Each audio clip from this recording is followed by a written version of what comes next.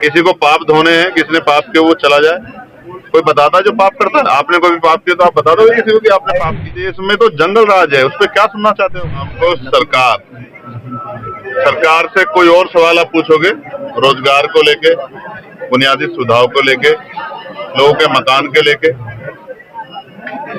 रोटी कपड़ा के लेके सरकार पर जवाब नहीं। सरकार कहती है एक दिन में कुछ नहीं होता, लेकिन हमने देखा कि 6 महीने में रेत पे एक बहुत बड़ा शहर बनते हम लोगों ने देखा। जब सरकार करने पे आती सब कुछ हो जाता है।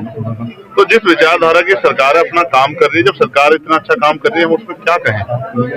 किसी को पाप धोने हैं, किसी ने पाप किया वो चला जाए। कोई बताता है जो पाप करता है? आपने कोई भी पाप किया तो आप बता दो किसी को कि आपने पाप किए।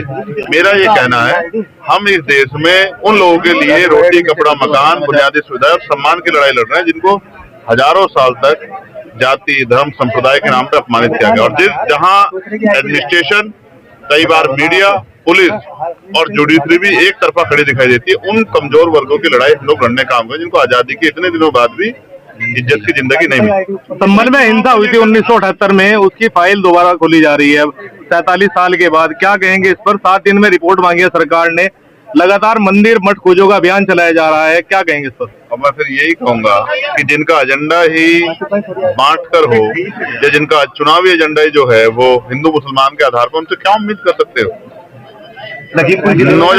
नौजवान रोजगार के लिए कहेगा तो लाठी लगेगी। 1 करोड़ 80 लाख रुपए की बड़ी डकैती दिन दहाड़े।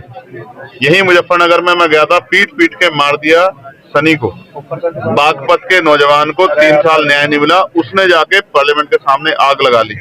और अभी मौर्य जी को पुलिस ने पीट पीट के मार दिया। क्या सुनना चाहते हो मुझसे? उत्तर प्रदेश में तो जंगल राज है, उस पर क्या सुनना चाहते हो मुझसे? कि मैं मुख्यमंत्री जो तानाशाही रवैये के अब जो मन में आ रहा कर रहे हैं उस पर पीट सकता हूं उनकी?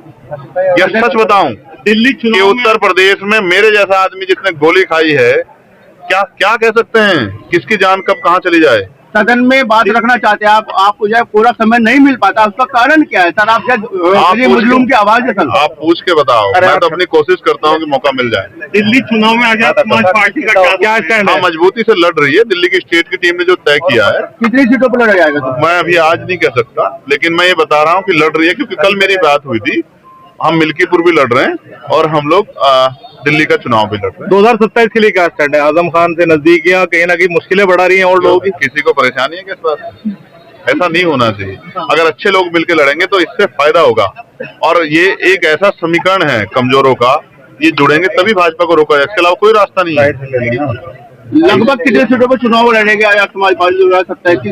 मिल्कीपुर में तो एक ही उस पर है, तो मिल्कीपुर का लड़ने, फिर जिला पंचायत लड़ने, फिर उसके बाद